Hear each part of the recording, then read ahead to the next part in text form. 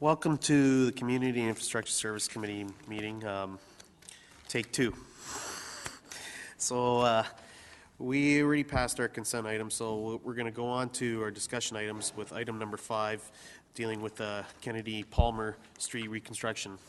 And I'm not sure who's going to be, Mr. Allen, you're going to be addressing the committee?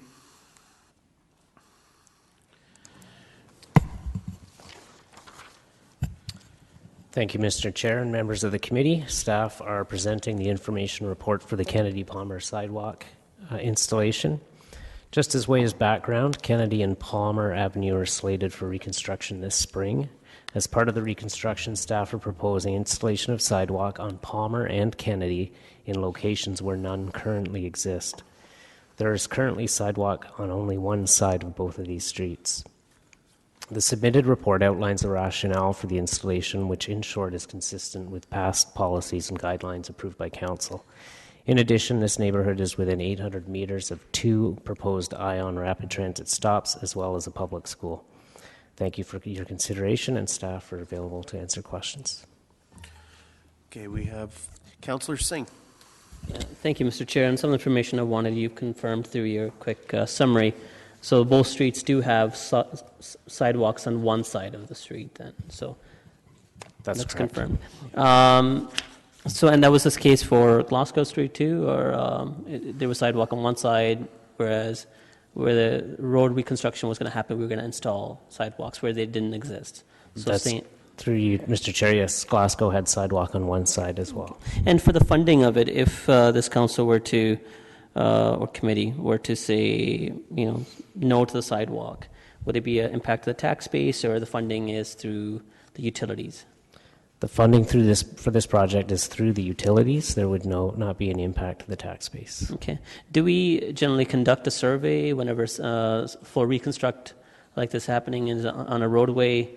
If there's a disruption to the residents, similarly, residents are going to have a sidewalk now, their front yards are going to be dug up. Do we engage in public dialogue that way, or ask for feedback apart from a public PIC? Yeah, through you, Mr. Chair, we do not do a formal survey for this type of work. We do, as the councillor pointed out, do public information sessions where we get the opinions and the feedback from the residents on what we're planning to do, and we did that for this project, and we did hear at those meetings about the sidewalk. Okay, so if the public is engaged and their feedback is that they don't want the sidewalk, this committee adheres to that will. So would it be the case that 10 years from now, 15 years from now, as residents change on that street, they wouldn't be able to come back and then demand a sidewalk? It would have to wait until the next full reconstruct would happen 30, 40, 50 years from now. Through you, Mr. Chair, sidewalk infill is typically done two ways. We did have a sidewalk infill program, which has been put on hold due to redirecting the funding to Margaret Avenue Bridge. That program is a priority basis. It's not a large program. So outside of a reconstruction, that would be the only way to do it. So I think it would be fair to say, this project, if it was not done now as part of this reconstruction, would get in line with all the other priorities in the city. The reason why I ask is I'm assuming that the costs are considerably higher if it were to happen outside of a full reconstruct, correct? Through you, Mr. Chair, yes, probably quite a lot more. Okay, all right. Thank you. Councillor Yaneski. You're planning to do this in this year's construction season, correct? And how many months would it take for this project, roughly? This project, I believe, will take about 3 months to complete. 3 months? Okay. There was discussion earlier this afternoon about deferring this to allow for the residents to come back and have their input. Will that cause a concern of a delay? I mean, now that I know it's only 3 months versus Glasgow, which was like 8 months or 9 months, whatever. Mm-hmm. Through you, Mr. Chair, the plan is to tender this project for construction this coming April. the elimination of the sidewalk would be relatively straightforward from the design. So we wouldn't expect any significant delays, but the sooner we have that answer, the better. There's one question raised earlier this afternoon also in regard to the utility poles being close to the street, yet somebody raised a comment that there are no Kitchener-Wilmot hydro criteria in terms of setbacks. Is that a concern, or is you just deal with hydro on that, or what? Through you, Mr. Chair, that information was not complete. There is a Canadian standard that calls for at least 150 millimeters between the back of the curb or the roadway and the pole, the front of the pole. KW Hydro actually requests 1 meter where we can get it. In the case of Kennedy, where we've moved the road over to accommodate the poles, we've gone to 0.4 meters, so we're somewhere in the middle. Ms. Robinson, you care to comment? Yes, through you, Mr. Chair, I would add regarding the potential delays to the project with the RT, with the ION being let in at the end of March, the pricing we're expecting to start increasing, so a delay may incur additional costs on this project. Okay, thanks. Councillor Fernandez? Thank you. Just looking at the pictures that you supplied to us on page 5-11 and 5-13, the trees that the resident earlier referred to are, I believe, on Kennedy. Would they be the smaller tree I see here on the very bottom picture, Kennedy Avenue looking west near Kent? Or would it be the trees I see on Palmer Avenue looking north to Cortland? Through the chair, it is the photograph at the bottom of 512, so Kennedy Avenue looking west near Kent. So you see I'll call it a smaller tree closer to the road there. Mm-hmm. That is one of the 5, and then you can see further up in the photo, just past the driveway on the right, there's another one.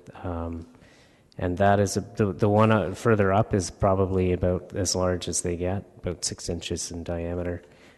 They're Ohio Buckeye, which is a type of horse chestnut.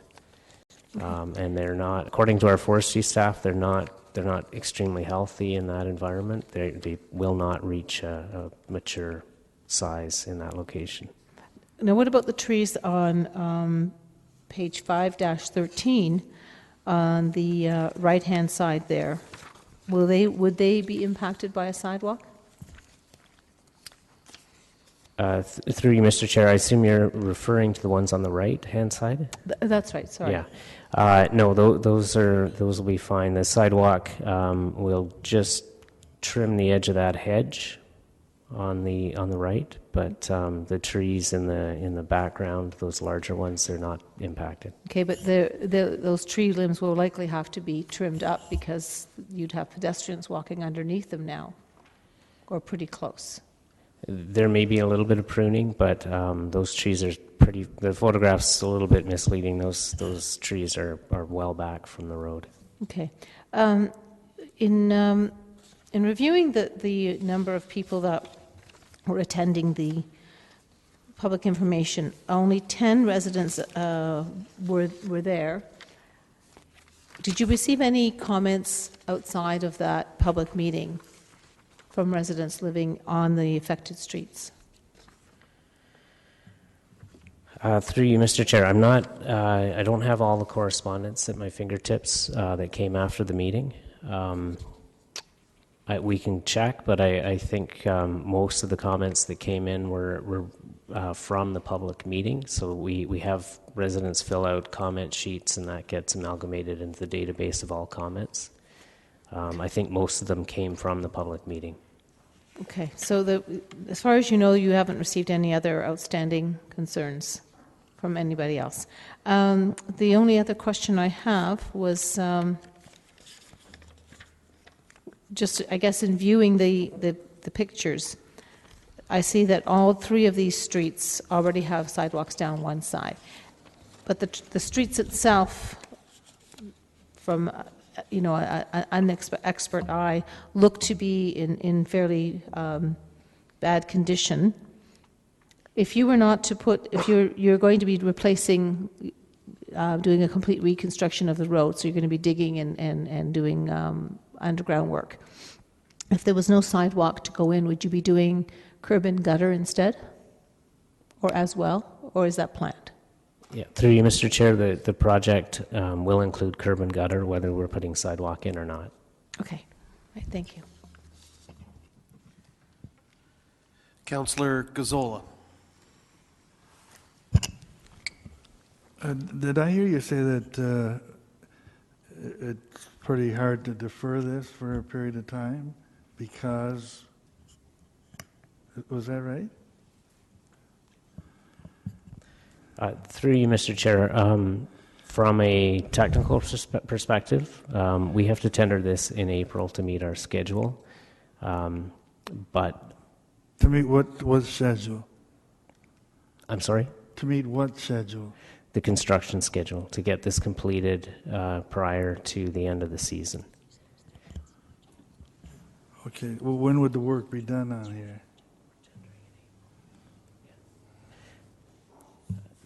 As far as the delay, if we were to make any changes to this design now, we could still meet that tendering schedule for April. It doesn't change the design significantly, if that's what your question is. Yeah, it's basically that. Can you tell me, is there a lot of pedestrian activity on the street now? Through you, Mr. Chair, it's a local residential street, so the pedestrian traffic would be mostly limited to people who live there, unless they're heading down to the Iron Horse Trail from Cortland. We don't do pedestrian traffic studies before these projects. Before you are put in initiated. sidewalks for pedestrians? I'm also confused that the funding for the sidewalk comes from the utilities. I didn't think that the utilities could subsidize municipal projects. Why would the utilities pay for a new sidewalk? I can see that they would pay for the old sidewalk if it's destroyed because of their stuff, but why would they be paying for new sidewalks? Through you, Mr. Chair, I believe the philosophy essentially is that if you're replacing all the underground infrastructure, the surface would be disturbed through that process. So whether there's a sidewalk there or not, we would be rebuilding everything on the surface. So the rationale for the Accelerated Infrastructure Replacement Program, which is the program that funds all the reconstructions, is funded from those utilities. Yeah, but there's a big difference whether the surface is hampered and putting in brand new sidewalks. Those aren't the same thing. I don't know, if I were a utility payer, I wouldn't want the utility paying for something like that.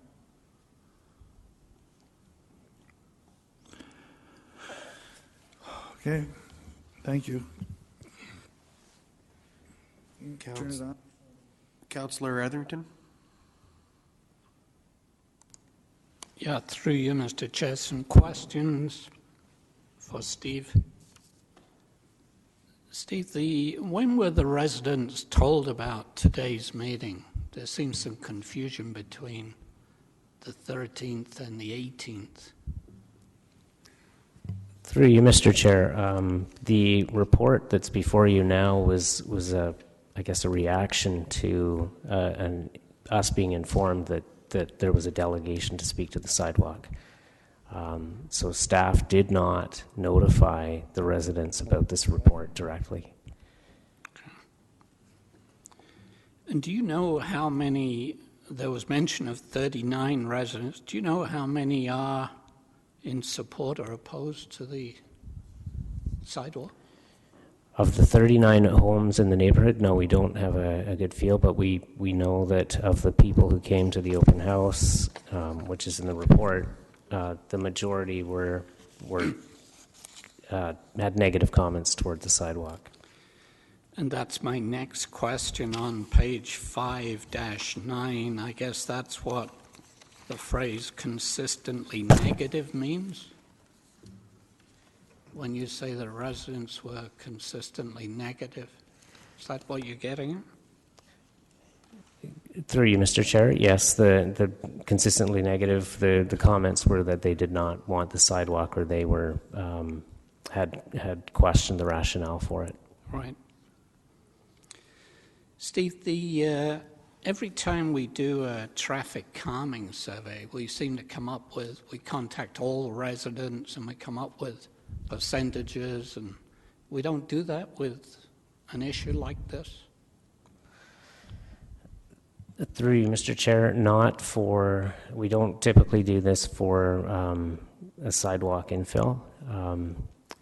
The traffic calming, I can't speak to what we survey them. It may be really about what method we use to do the traffic calming, not about whether there's traffic calming or not.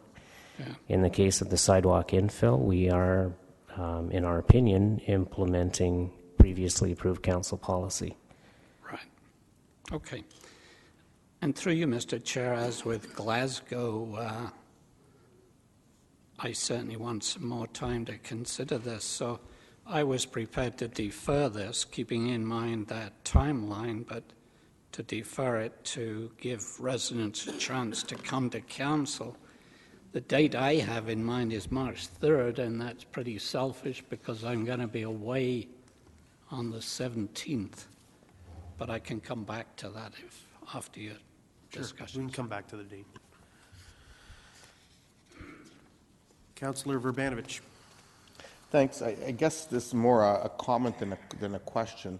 You know, I understand some of the concerns that the residents have around the sidewalk infill policy, but I think we need to remember that this whole initiative is consistent with you know, a process that had happened previously, input from the Environment Committee and others around the creation of the pedestrian charter, and so this has been consistent with that. If you know if all of this leads to a review of that, that's fine.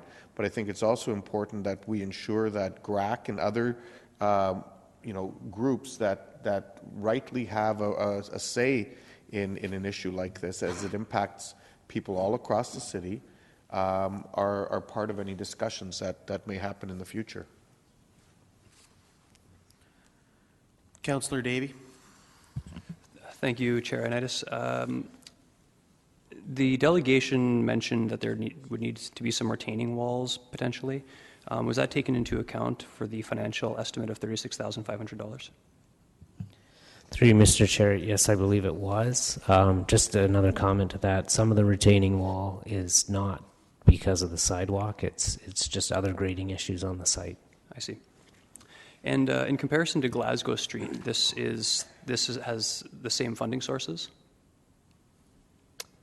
Yes, I believe so. Okay. So if we were to not go ahead with the sidewalk, the $36,500, it would be illegal. It would be against the Clean Water Act to transfer that money back to the tax base? Correct. It would have to go back to the utilities from which it came. Thank you. We have no further questions, so I'll leave it up to you, Councillor Etherington, to... Well, I would request of Council that we defer this issue until March the 3rd to give residents a better chance to come to Council and present some of their opinions. Okay, I'll accept the deferral. We need to look at a date. March 3rd. Oh, you said March 3rd? Okay. Mayor Zaire, any comments on the deferral?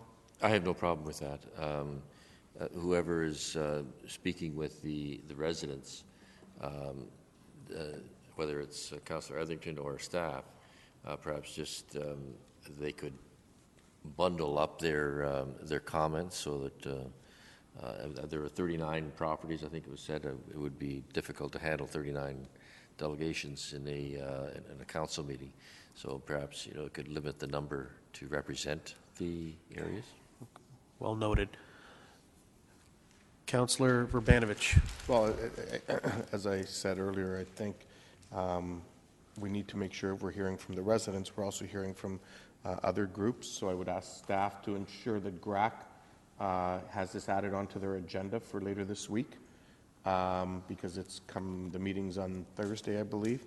I'll be there and I'll raise it as well, but I just want to make sure that at a staff level it's raised. I think that would be through Mr. May and his staff. Councillor Yaneski.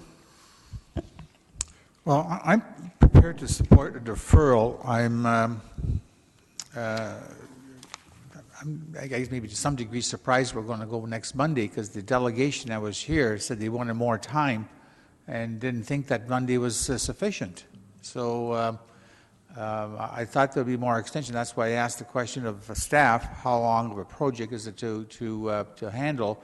And they said about 3-4 months. So if there's time to meet with the residents and give it another month, I don't think it, still within the construction season and still could be done, but still gives the residents the opportunity, because as the delegation pointed out, they're trying to muster up enough people, and maybe they won't have enough next Monday night. It's only a comment. Okay. With that, we will vote on the motion, the deferral motion brought forward by Councillor Arthur. All those in favor?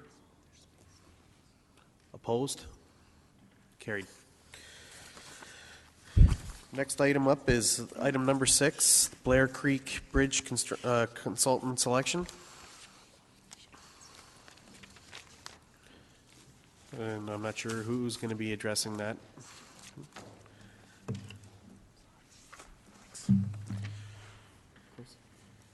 Go ahead, Chris. Hi, how are you?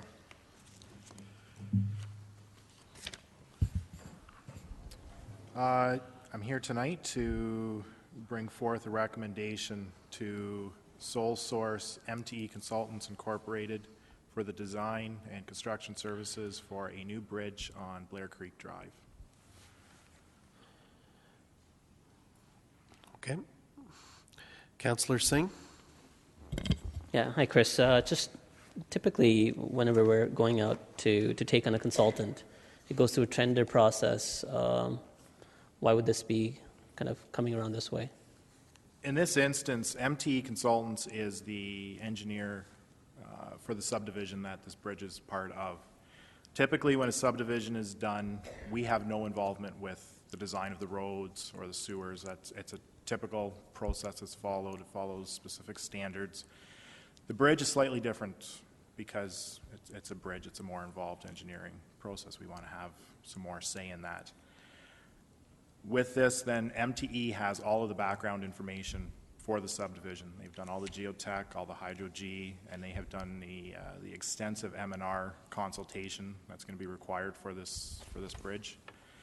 Also, further to that, in November, a report came before committee to endorse the credit refund agreement with Activa Holdings for the construction of this bridge. In that, there is a clause that states that they have the right to undertake this work themselves. So we would like to keep that under our own control. Okay.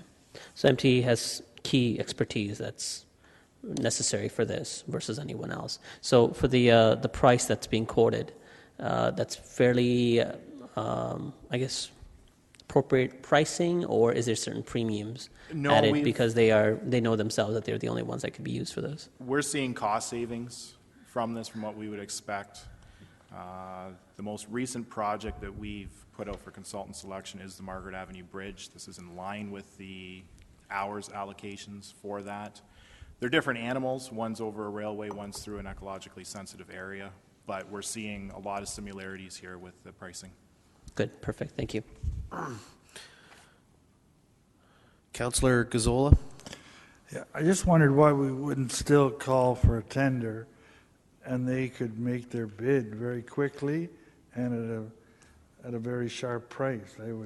No one could really beat them, but at least we would know that we've gone through the process that we always go through. Well, through you, Mr. Chair, Consultants, when they put together a proposal for us, it's an intense process for them. It costs each consultant a lot of money.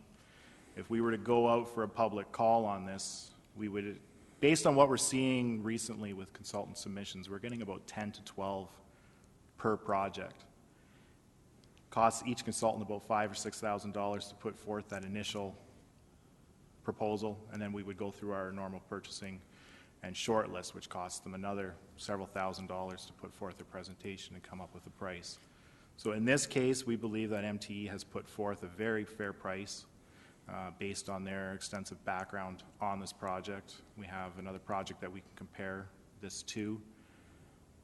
MTE really is the consultant of choice on this project because of the work that they have done on the subdivision to begin with. I can appreciate your reasoning, but on the other hand, I think if there are 8 to 10 bidders, isn't that going to bring the price down? If we were to take it sounds on like another, there are a lot of people interested in the work. there are a lot of people interested in these projects. If we were to bring on another consultant, though, we would lose all of the work that's been done to this point with the species at risk. And that has been a process that has been 2 or 3 years in the making here for MTE working with Activa. In this area, we have the issue of the school. This is in Dune South area, the school that is opening in 2016. The bridge has to be in place prior to the opening of that school. We are going to be bumping into construction time windows here that the bridge can only be built, certain parts of it, through the winter months because of the species at risk. So if we were to bring on another consultant and they had to do all of the ecological background work, all of the negotiations with the MNR, we would be looking at, again, a several-year process to get to a point where we could build the bridge.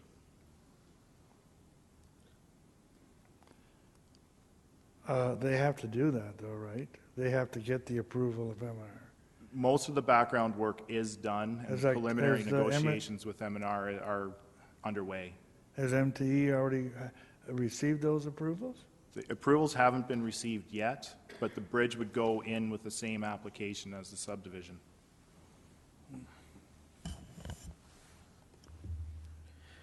Mayor Zaire? Thank you. I was first going to confirm that this, in fact, was the area that was affecting the Dune South School. And I'm sure that people have been reading about this in the media in terms of the delays that are in terms of the opening. I think it's now put off to 2016 as far as the school is concerned. It was supposed to be no later than 2015, and it is causing quite an upheaval in the community for children having to go to 2 different schools, perhaps families actually being split in terms of their children going to 2 different schools, and then having affect them actually throughout their entire elementary school years. So I think timing is actually of the essence here, and we, I think, have a responsibility. There are many parties to this issue.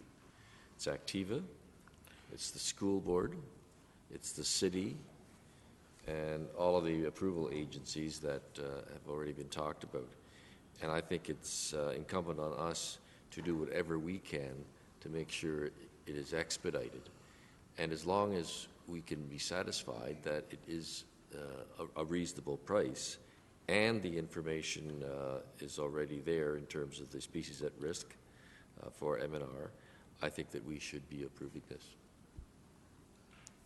I'll make that motion if you wish. Councillor Yaneski?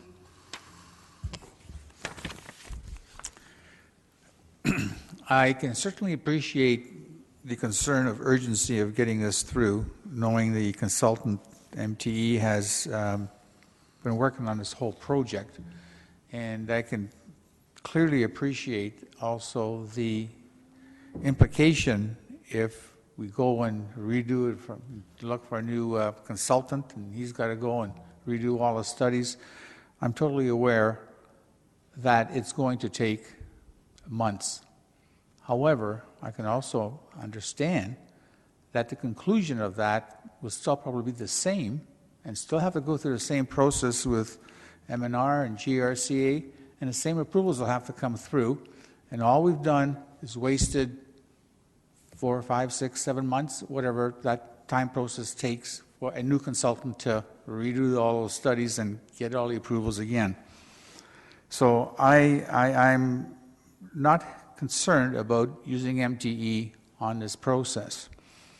I do have a question in regard to, on page 6-2, in terms of agreeing with Activa to explore the efficiencies of the ability of Activa to design, tender, and construct the bridge.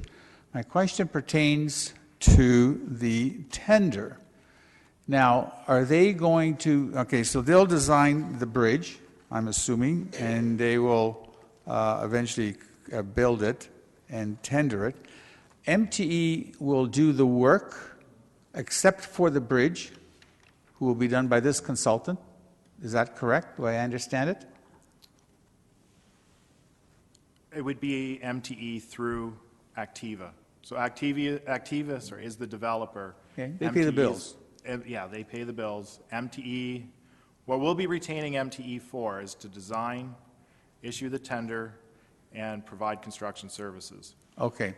But will the tender come through a city here? The tender would still come through the city, yes. Okay, so they'll go ahead and design the tender and then give it to you guys, and you guys will then do whatever you have to do in terms of staff report, bring it here, we'll consider it, approve it, or I'm assuming approve it, and then everybody goes merrily along its way to the next steps that take place. Okay, that answers that question. I do recall when we were discussing this back last fall, the intention of construction of the bridge, and I'm looking on page 6-5 of the map, and the location of the bridge, the location of the school, which is sort of just up past the turnaround, and on the north side of that Blair Creek Road. Is that correct? That is correct. Okay. But there's also an indication, as I can recall, but help me out and refresh my memory, there is some requirement dealing with stormwater management because they needed to go somewhere. Is that correct, or am I wrong? No, that is correct. And that has to go where? The stormwater management pond is just to the south of the school, roughly to the northeast of where the proposed location of the bridge is. Okay, and then it'll go feed into Blair Creek through its design and all that stuff. But the question that still is begged to be asked is, why do we still need the bridge if the stormwater management and everything else of that design can still support the school? Through you, Mr. Chair, the stormwater management pond is a requirement for the school that has to be built prior to the issuance of the building permit. Because the school is landlocked, it doesn't have major routes in and out of the subdivision, the bridge is required for the occupancy of the school. So the Blair Creek Drive, as it comes over the bridge and down to New Dundee Road, is required for the occupancy of the school. So the school is located within a proposed plan of subdivision or an existing registered plan? It is within a subdivision that's currently under construction. So the surrounding streets that circle the new school have not been constructed yet. 30 seconds. But the subdivision, you say the school is in a plan of subdivision or within an existing registered plan? It'll be within an existing registered plan. Okay, so then it can proceed then. Yeah. Okay. Councillor Fernandez. Thank you. Chris, you've been with the city for about a year, is that right? Oh, it's getting close to that, yes. Yeah, okay. And your previous employer was MTE, Yes, is that right? Yes, it was. Okay. Just wanted to make sure I understood that. Who is paying for the cost of the consultant? Through you, Mr. Chair, Activa is. That's through the credit service agreement that was agreed to in November. Okay. And one of the things that I heard you say was that if we had to go to another consultant, that the work that was done by MTE would be lost. Through you, Mr. Chair, that is correct. Activa has paid for all of that work to this point. Okay, so they would own all those reports, right? That's correct. So Activa would have the information and would be able to pass it on to whatever consultant was hired. Likely at a cost, but that is possible. Right, well, they own the reports. They paid for the reports. They paid for the staff that did the work in the field. So they own all of the rights to those reports. That is correct. Okay. The other thing, my understanding is that the school, and I believe Mr. Pierre Chavon said earlier today, that the school was not dependent on the bridge because it is east of the bridge. Through you, Mr. Chair, we've been led to believe that the bridge is required for the opening of the school. Okay, if the road was to go as far as the roundabout that I see, I'm not sure. My understanding is that the school could be located in the Activa Holdings, the little square that's above the roundabout. I'm sorry, Councillor, could you please repeat that? Yeah, the school is to be located in the little square that says Activa Holdings Stauffer Woods. That is correct. Okay. So if that's the case, there's the road that is above that square that sort of bends and goes to the roundabout, and then the Blair Creek Road would go to the right side of my page, right? And it would continue down and connects to Pinnacle, I think it is, and it connects closer to Dodge Drive, right? That is correct. Okay. So that would be an outlet for the school. It's landlocked only right now because there is no roads that have been completed. Correct. Okay. Now, this is phase 3. Sorry, we've got phase 1, which is at the top, between Stauffer and Grove Drive. There's the other box that says Activa Holdings. That's phase 1, and then the next phase would be where the school is located. That's phase 2. Yeah. Yeah, and then the bottom one that also has a little box, that would be phase 3. I believe that is correct. My understanding. Okay, and I guess I have some comments, so I don't have any questions. So I see there's another person who's queued up, so I'll hold off on my comments. You also said that the stormwater management pond would release the water into Blair Creek. Is that what you're saying? I believe that is the design. I could be wrong with that. I haven't looked at the stormwater management I hope you're pond. wrong, because Blair Creek feeds into Roseville Swamp, which is an ESPA. And I'm pretty sure that GRCA would not be happy if that was the case. There will be an outlet for the stormwater management pond somewhere, and I just assume that Blair Creek, being the nearest receiving body, would be the outlet for it. I think could the be Upper wrong Blair with Creek that. watershed study would probably disagree pretty strongly with that statement. So I'll just caution you not to say that again. I think that I've read most of that document, and I'm pretty sure there's a very serious issue about the quality of water that would be that's going to be affected by the storm, any stormwater management, as well as any traffic. Okay. I think that's all the questions I have. I do have some comments and some concerns regarding the school situation and supporting this. Okay, can you buzz yourself in? Okay, Mayor Zaire, you move the motion?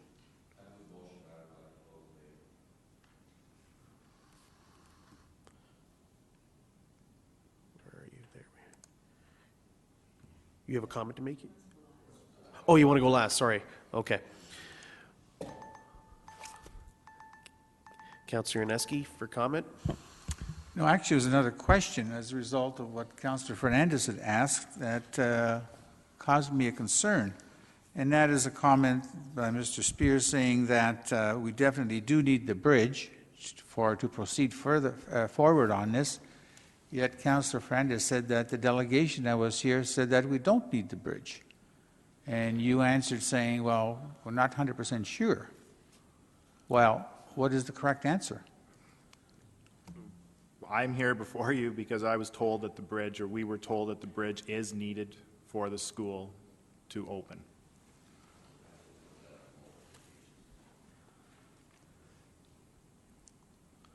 Well, if that's the case, then I would suggest that maybe we don't make a decision tonight, but maybe look for staff to confirm the information and bring it back next Monday night so we know whether we do need it or we don't need it.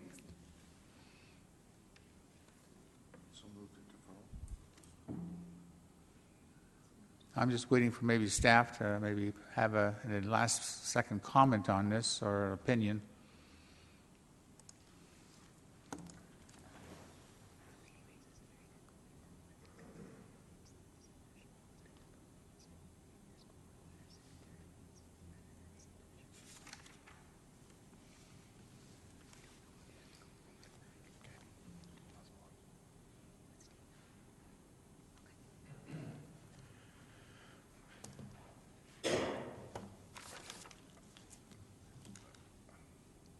Maybe coming back then at a later date with confirmation of whether or not that bridge is needed for the school site.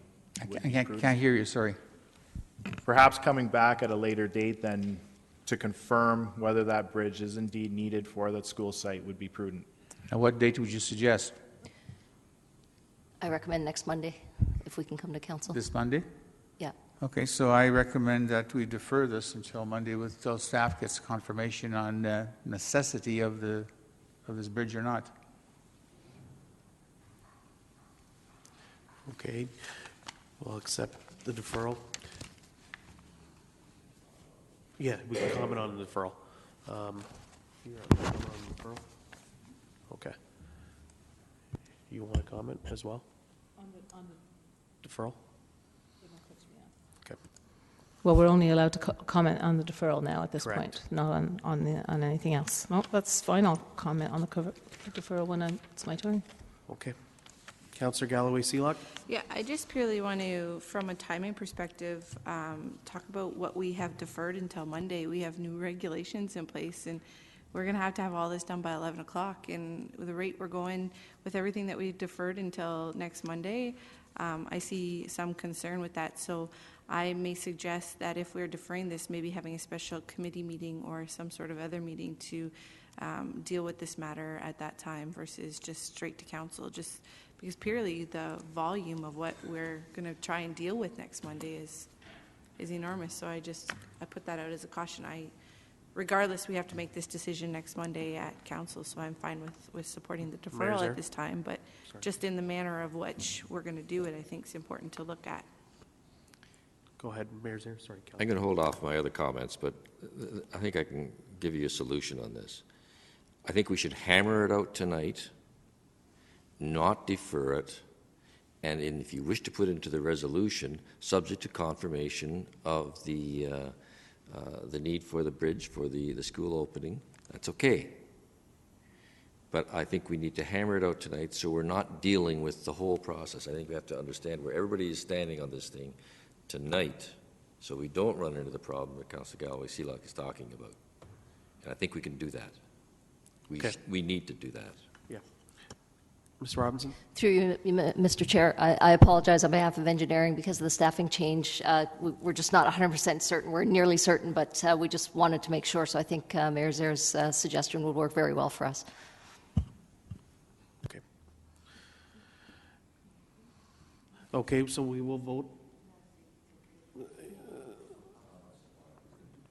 Okay, we have no more further comments on that. So Councillor Yaneski.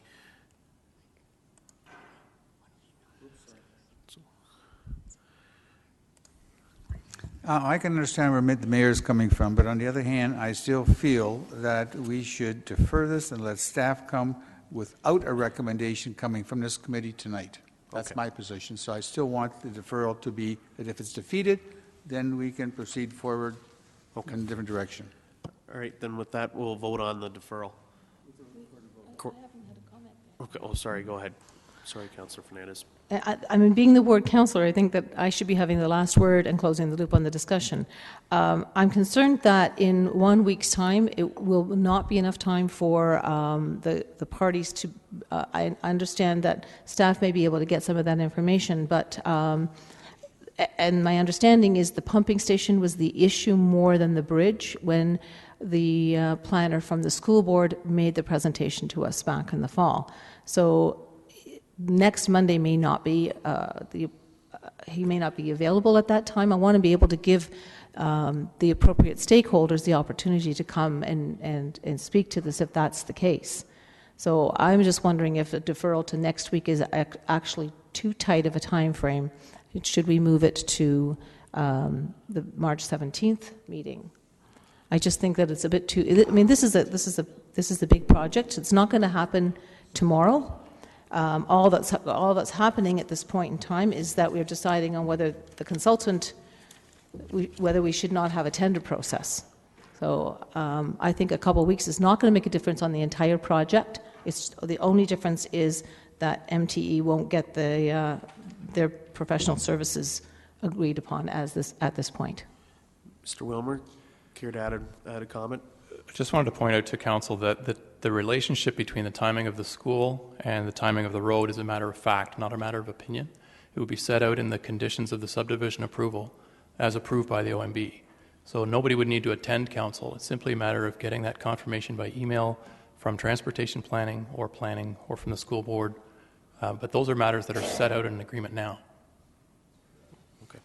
Sorry, Mr. Wilmer, can you just, I was hearing what you were saying, but unfortunately there was another voice interfering a little bit. So what's unclear as to whether this bridge is required in order to occupy the school or get the building permit for the school.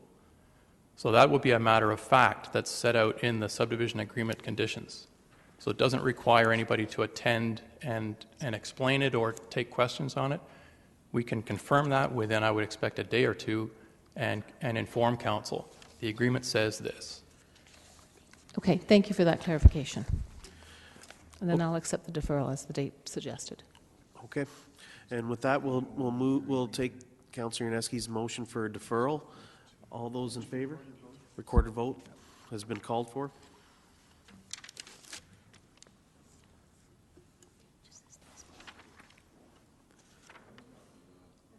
Wait a minute, I need, just hold on, sorry.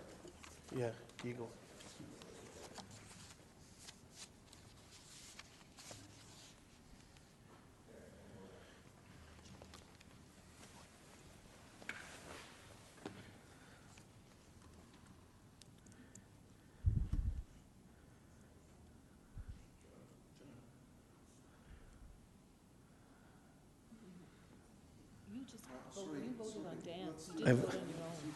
You can redo it here.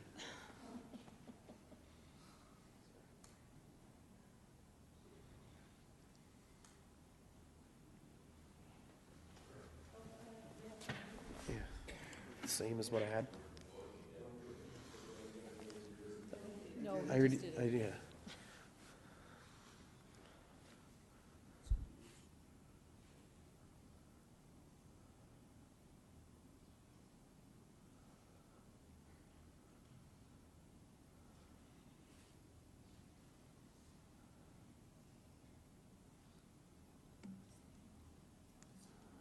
It's on the screen.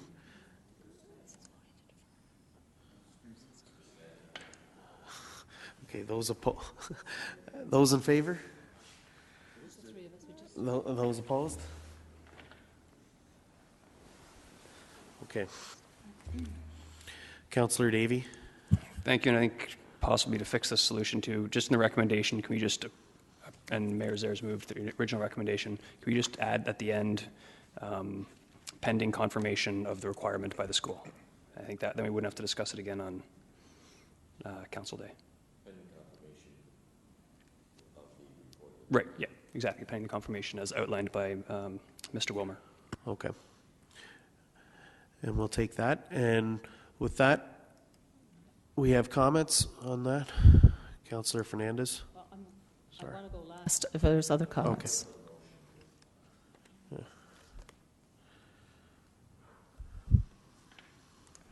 Councillor Fernandez? Okay. I think that what's very concerning to me is that this is, notwithstanding all the information about the Dune South OMB, which I sat in as a participant for 2 years and understand where all of this is coming from, and I'm not trying to stop the school from moving forward, and I need to make sure that that's very clearly stated. I understand. Those are my residents. These are my ward constituents who've been talking to me. I would not do anything to jeopardize the school moving forward, and I don't appreciate the comments that would indicate that I would do that. Now, I have a lot of concerns about not having a tender process for this. I think that, and notwithstanding that Activa has paid for the studies that were done in the past, that they own the studies, so a new consultant would have access to all of that information. I think that's very, despite Mr. Spears' reluctance to admit that, I'm pretty sure I could bank my house mortgage on that. I think that what's important here is the Dune South pumping station, which needed to be advanced for the school to happen, not the bridge. Right now, as it stands, the first phase of this development sits empty a year after it has been started. There has not been one lot sold except for the 3 model homes. If that's the case, then we're not going to be getting, correct me if I'm wrong, any DC charges until those building permits are issued from phase 1. And we yet have phase 2 to do, which is the reason that the school is not moving forward, because anybody with a business brain would see that why would the developer move forward with phase 2, never mind phase 3, which is west of the bridge, if they're not getting any building permits. So as we run willy-nilly to support putting a bridge in a development area that is not moving at all, and we're not getting development charges from that, my understanding, building permits equals development charges, why would we advance something not only 6 years in time, but now we're also saying, well, go ahead, we won't have a tender process for this. We're just going to allow MTE to carry on. Whether it fits in with the Margaret Avenue Bridge consulting fees or not, this is a separate issue. We're talking about very highly sensitive environmental issues. M&R is going to be weighing in on this quite heavily because there's a huge impact. And if we just run along with this, and we'll get a bridge and a road put in place, and a bridge and a road that's not going to service anything, maybe for another 10 years. And at that point in time, we're going to be responsible for maintaining that road and that bridge. And we may not have enough development charges to do that. So I'm not going to support this at this time. I think we need to be a little bit more prudent and take a little bit more time with this. I don't know why we're rushing it. Councillor Glenn Graham. Thanks very much. We talk a lot about transparency and the importance of that, and I think that we need to take an extra step here and to tender this properly. MTE doesn't own the environmental studies, Activa does, and I think that it's absolutely right what Councillor Fernandez says about this being accessible to any subsequent consultant. I think it's true also that this is a very important project for the school, but I'm not convinced that with a new tender that the consultant couldn't get access to this information in time. So I would like to proceed with a proper tender process. We talked about it being important. I think we do need to take the extra steps here, and therefore I can't support this motion. Mayor Zaire. I've made a lot of my comments already, and I'm going to be very brief. The Dune South people area, actually, my residents are all the residents of the city of Kitchener. And I have a duty to them. I have a duty to be prudent. And I told you before that there are a lot of parties involved here, including the city. And there were a lot of arrows being thrown. There was a lot of finger pointing over this issue related to the school. We'll get that confirmation. And I have consistently, from a number of sources, been advised that the bridge was required for the access. And this is, you don't like to do this all the time, but sometimes it just makes sense that we follow through a procedure that can expedite something when we have the ability to do so, and we have the ability in this particular case. I do not want to have it on my shoulders that I would have held back any further development and the opening of that school. It is already causing significant angst in that community.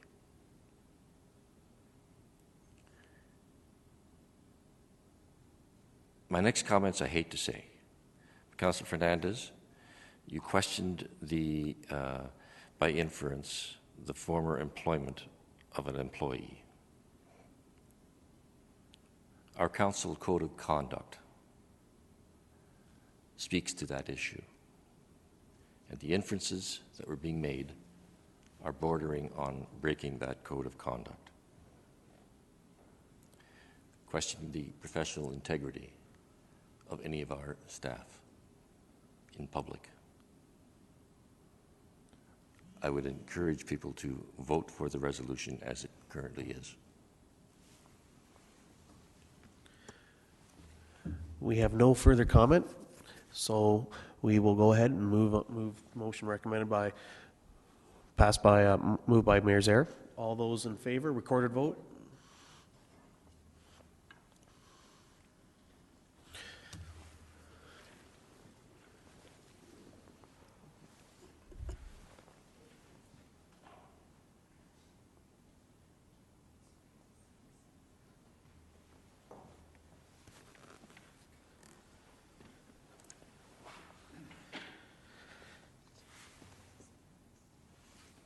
All those in favor?